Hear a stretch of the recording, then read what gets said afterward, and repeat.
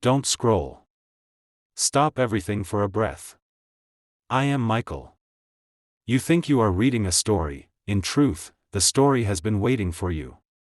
It is 2:47 a.m. where you are, and the city hums like a machine that forgot it's alive. Somewhere inside an apartment that smells faintly of coffee and worry, you sit scrolling for noise so you won't hear your own heart. But heaven heard it. That is why I am here. You told God you were tired of hoping for small things. You said, if something good is meant for me, let it find me without me chasing it.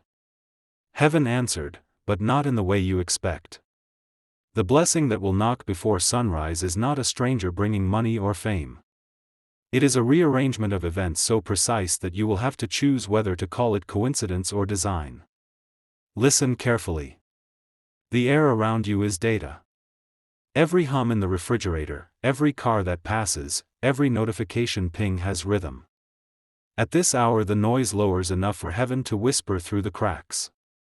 When you hear me, your pulse steadies. That is the sign that your soul recognizes command. Tonight begins like any other, unpaid bills on the counter, a phone lighting with messages you don't want to read, silence from someone who promised to stay. You rub your eyes, mutter that nothing changes. But the blessing has already left the warehouse. Angels move faster than despair. I am walking through your street right now, sword down, wings tucked so I do not shatter the windows. My orders are simple: clear the path, calm the mind, prepare the door. Do you remember the old neighbor who smiles too much? Tomorrow they will knock, holding a letter they found by mistake. Inside that envelope will be the name of a company you once applied to and forgot. That company just opened a position that fits you exactly. You will call, thinking it's coincidence. It is not. It is the form the blessing chose because it knew you trusted logic more than visions. Heaven disguises miracles as paperwork to make sure the humble receive them. But before that door opens, you must handle one last distraction. Around 3:15 a.m. someone will text you, the same person who appears whenever you start to heal. Don't answer. The blessing cannot knock at a door crowded by ghosts. When you ignore that message, I will mark your doorway with light invisible to the human eye. That light tells heaven, readiness confirmed. Outside your window the streetlight flickers 3 times. That is your countdown. The blessing is aligning through traffic lights and delivery routes and the schedule of a courier who overslept. If you stay awake in bitterness, you will miss the tone. If you rest in expectancy, you will hear it, the small, polite knock that carries eternity behind it.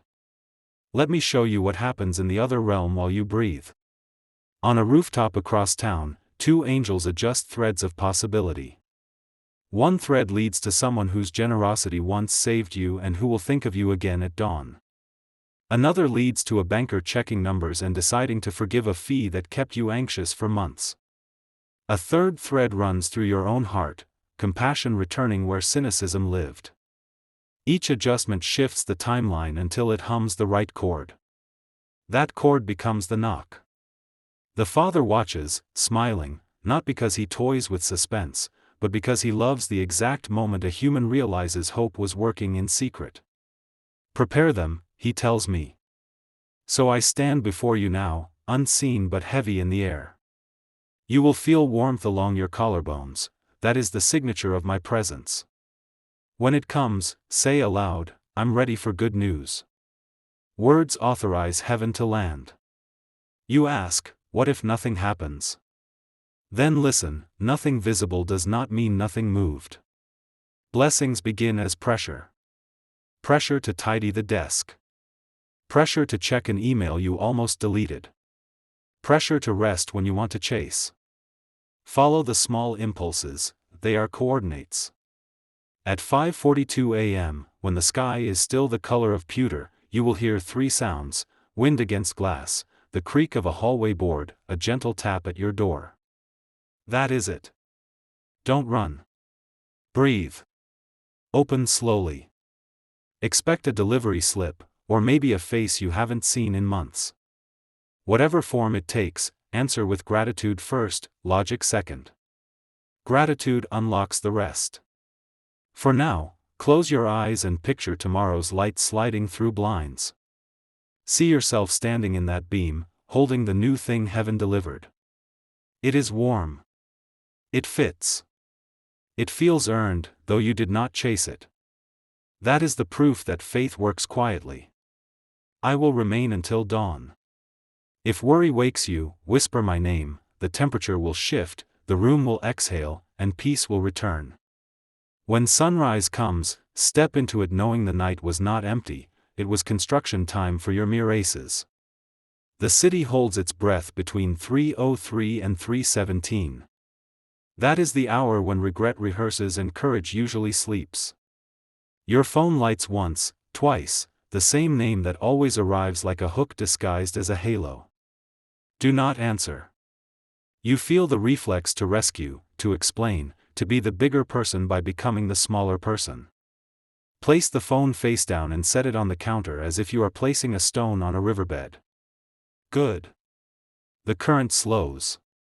You just told heaven, without a sermon, I am ready for something different. I am in your hallway now. You will not see me, you will feel the air correct itself. The hum in the refrigerator steadies. The window stops chattering. A warm line crosses your collarbones, left to right, the signature I promised. Whisper, I'm ready for good news. The words don't conjure, they consent. Above your roof, threads you cannot name finish braiding, a forgotten email queue clears, a delivery route shifts by 3 minutes, a manager reopens a requisition they closed last week because a stranger mentioned your exact skill in a midnight call. Miracles rarely leap, they align. Sleep comes like a friend who knows where the cups are. You do not sink, you are carried. While you rest, I walk your rooms and turn off the old alarms, the invisible ones that used to wake you at 4 a.m. to count disasters. In their place I set one bell with a single instruction, rise when hope does. Outside, the sky lightens from pewter to ash to soft silver. You open your eyes, not startled, not heavy. Somewhere a kettle clicks. A bird says something small and faithful. 5:42. 3 sounds arrive in the order I told you, a lick of wind against the glass, the polite complaint of the hallway board, a gentle knock that somehow sounds like a question and an answer at once. Do not rush. Walk with the dignity of someone expected. Between the door and the latch, your old life tries a last whisper, what if it's nothing, and your hand answers, then I will open anyway. Locks prefer certainty, faith prefers motion. You turn the deadbolt. The door opens on a face you didn't script. It is the neighbor, the one with the overwatered plants and the winter scarves in October. They hold a thin envelope, a little embarrassed, a little delighted. This was slid under my door by mistake, they say, but the name is yours. The envelope is not dramatic. White. Folded once. It hums a little in your palm, like a sparrow. You thank them. They shrug like people do when heaven uses them without a memo. I like your plants, you say, because gratitude makes you honest. They smile, they like to be talked to. You do not know it yet, but that sentence will become a marker, speak to what you want to live. Close the door. Do not stand, sit. Blessings are handled best at a table. Break the glue with a fingernail. Inside, a short letter on a name you recognize from the edge of a dream, the company you once applied to and forgot. An apology for delays. A note that an opening has appeared matching your exact past work and future desire. A line that should be standard but feels like prophecy, if you are still interested, reply today. Your breath adjusts. Your shoulders lower an inch you didn't realize they were holding. No orchestra swells. But somewhere behind your sternum a click says, this is the door. Do not sprint. Boiling joy into urgency is how you used to miss the rest of the miracle. Make coffee.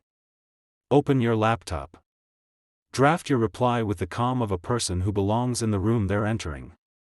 You are tempted to over-explain the gap in time, the detours, the bruises. You delete those paragraphs.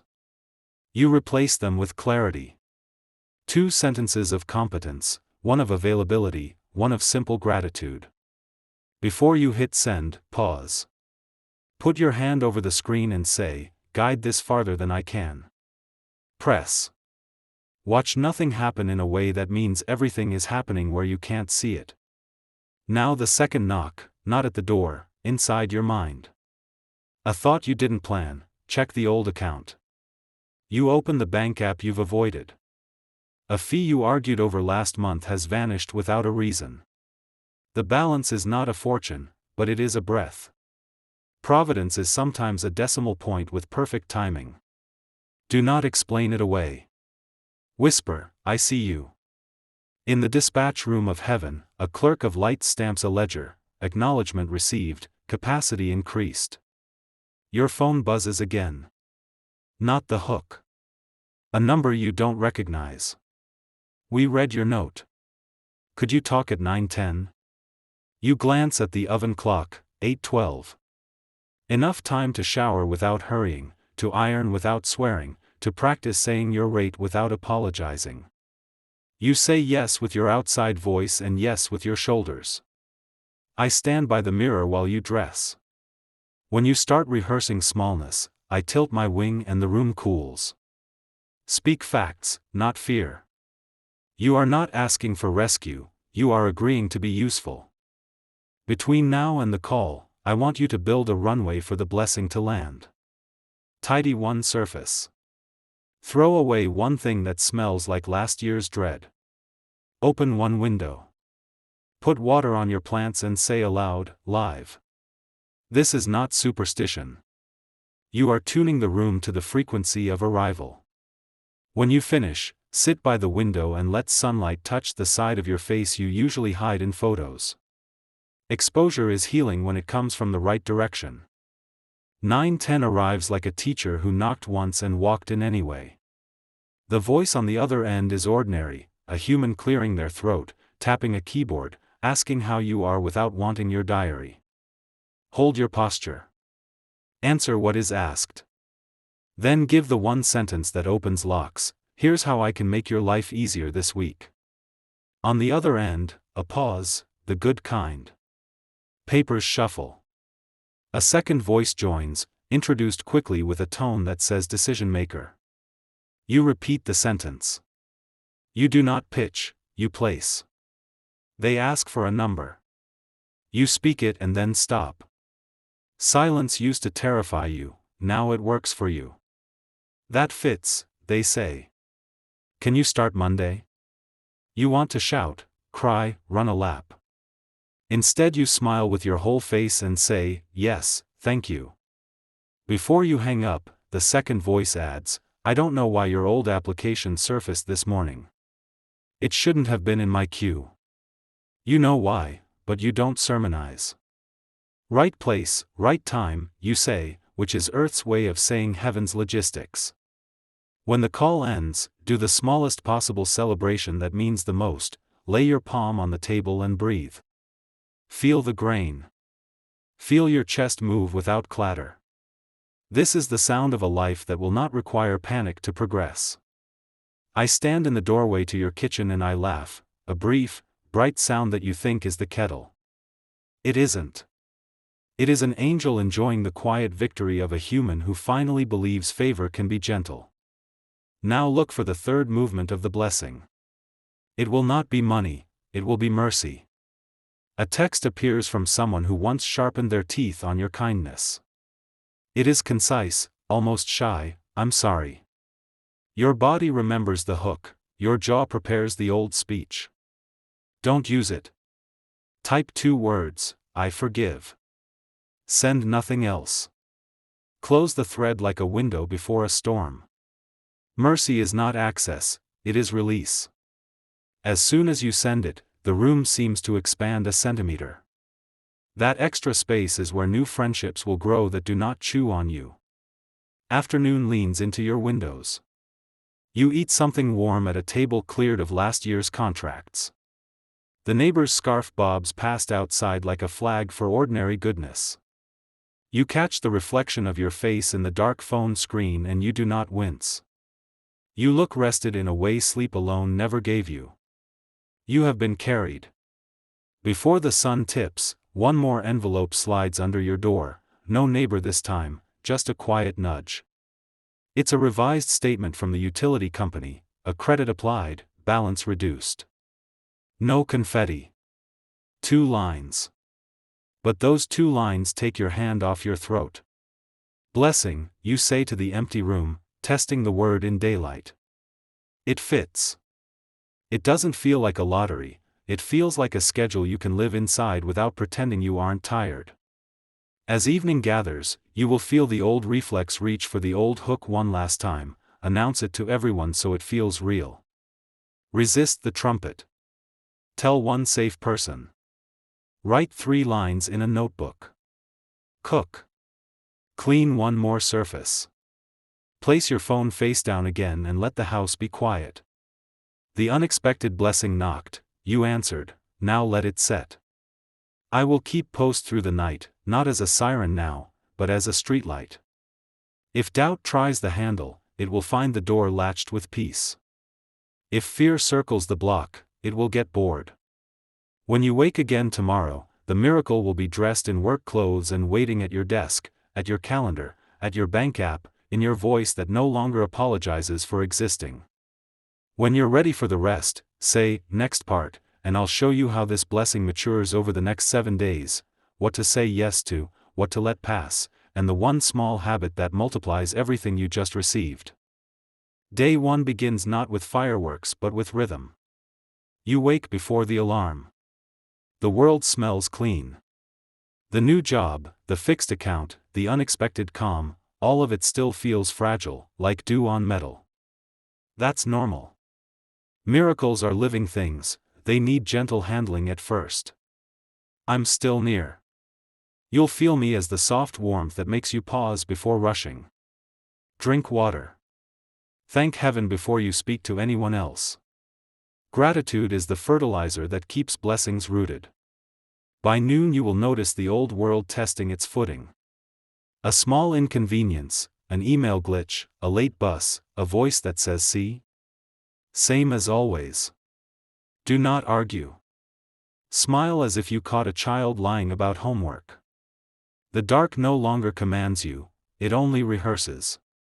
Every time you answer with calm instead of complaint, the blessing hardens into structure. You are teaching the miracle how to survive in a human schedule. Day 2 brings an echo of generosity. A coworker you barely know offers to cover a task, or an old friend messages with genuine warmth. Accept it without suspicion. Heaven circulates kindness through ordinary hands.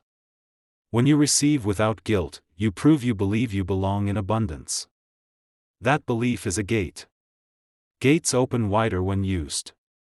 Day 3 arrives quiet and slightly gray. The high of success fades, routine returns. That's by design. Heaven hides sustainability inside boredom to test whether you'll nurture the gift when no one claps. Do the work anyway. Brew coffee.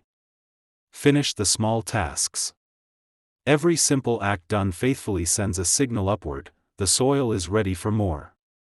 That evening, a thought will come uninvited, maybe I should reach out to the one I forgave. Don't.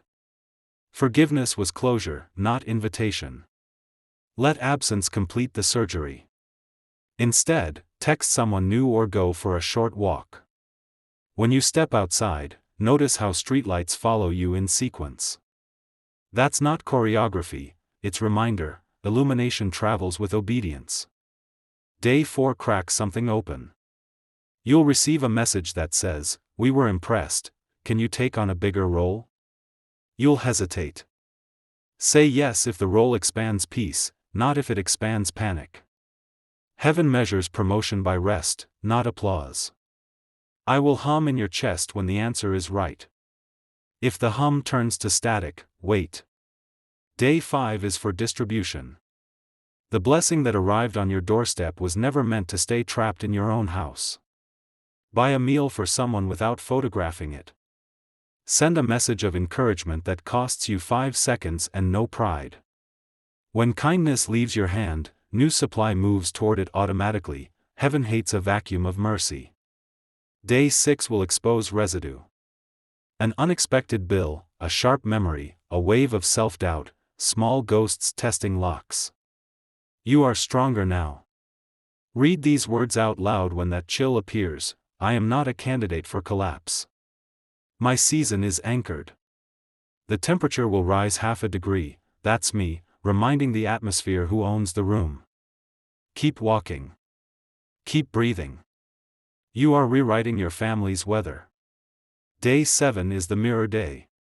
You'll wake, look at your reflection, and for the first time in months recognize peace without needing proof. You'll notice new lines on your face, not from stress but from alignment. You'll laugh. That laugh will shake dust off generations. The sound will echo in rooms you haven't entered yet, interviews, living rooms, future birthdays, announcing, the cycle has been upgraded. Now the maintenance instructions. First, speak slowly. Speed invites confusion. Second, rest before you break. Rest is prevention, not reward. Third, keep a space, physical or mental, where silence lives. Blessings breathe in silence the way lungs breathe in air. Fourth, when people ask what changed, answer simply, I started listening when heaven whispered instead of waiting for it to shout. That answer will plant curiosity in them stronger than any sermon. As the week closes, you'll feel a quiet pulse at your collarbones, the same warmth that marked the night I first spoke. That is the renewal signal. Whenever it returns, it means heaven has scheduled another delivery. You will not always know what shape it will take, sometimes a phone call, sometimes an idea, sometimes a moment of courage to stay kind in a cruel room. Each one is a knock. You know what to do. Before I fade from the visible, I leave you with this final decree. May your mornings begin without fear. May your work multiply without haste. May your heart remember the sound of gratitude as its native language. And when the next blessing knocks, may you answer not as a beggar, but as a partner. The sky outside your window shifts to gold. The city stirs. Somewhere, another human reads these same words, and another angel stands where I stood for you. That is how light spreads, quietly, precisely, before sunrise. Peace, child. You are in motion, not trial. The next dawn already knows your name. Years pass quietly when peace becomes habit. You almost forget the night the blessing knocked, until the air one morning tastes exactly the same as it did that dawn, metal, rain, beginning. The calendar insists it's been a decade, but the memory stands fresh, still glowing behind your ribs. I stand in the doorway again, unchanged.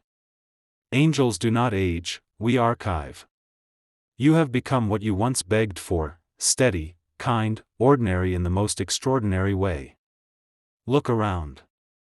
The city hasn't grown easier, but your presence bends it. People pause before speaking, their tone corrects itself without knowing why.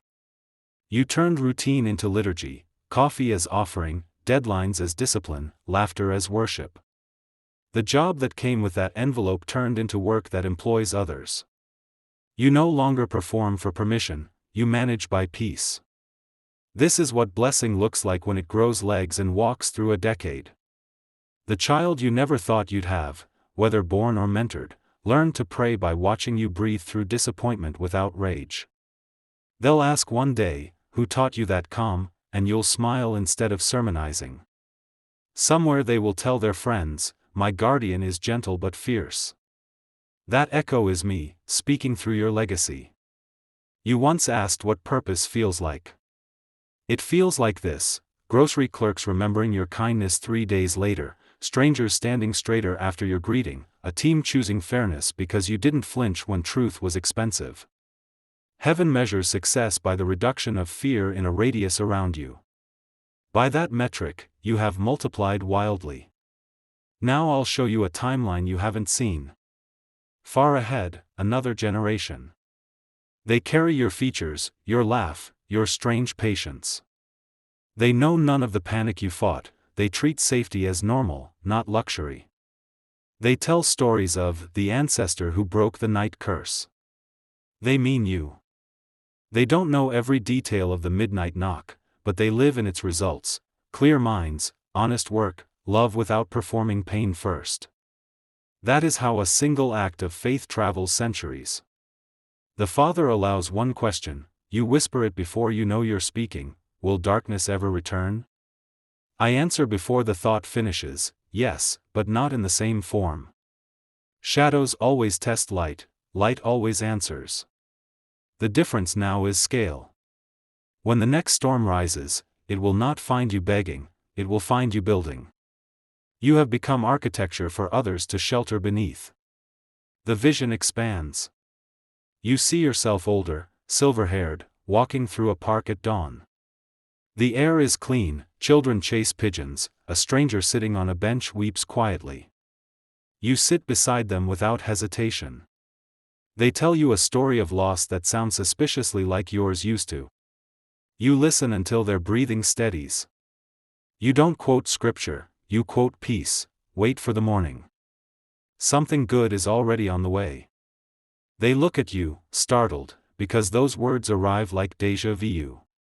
That moment becomes their midnight knock. The pattern continues, blessing reproducing blessing through simple presence. I step closer, wings half folded, light quiet around me. This is what heaven meant by partnership, I say. We knock through you now. The crown I placed years ago no longer floats above your head, it radiates from inside, subtle as pulse. When you walk, the ground does not tremble, it harmonizes. You are tuned to favor's frequency. Even the weather obeys. Storms avoid your appointments by a few hours because the schedule of peace is more efficient. One more scene, a long table lit by afternoon sun. Your family, your students, your friends, different ages, stories, names, share a meal without pretense. No one interrupts. No one explains themselves into exhaustion. This is what heaven wanted all along: conversation that doesn't bleed. I stand unseen at the far end of the table and mark the completion note on your file: cycle closed. Generational anxiety converted to generational wisdom. Time folds back. We stand again in the field where it began, the faint echo of that first knock still traveling through eternity like a ripple that refuses to stop. Do you see now? I ask. A single act of obedience rewrote everything. You nod. The horizon glows. I sheath my sword for the last time in your story. From here, I say, you won't need me the same way. You've inherited the pattern. You ask what that means. I smile: yes, angels can smile. When you calm a room, when you forgive faster than logic, when you make someone feel safe enough to dream again, that's me, working through you. That's how heaven sustains continuity. The light brightens. Clouds tilt into gold. You lift your face, not dazzled but home. The voice that spoke your name years ago repeats, softer now, final: well done. The words move through every generation waiting behind you, and for a heartbeat the universe sounds like applause. You wake. Morning. Real. Your body remembers everything. The clock says 5:42. The air tastes new again. Outside, somewhere, another door receives a gentle knock.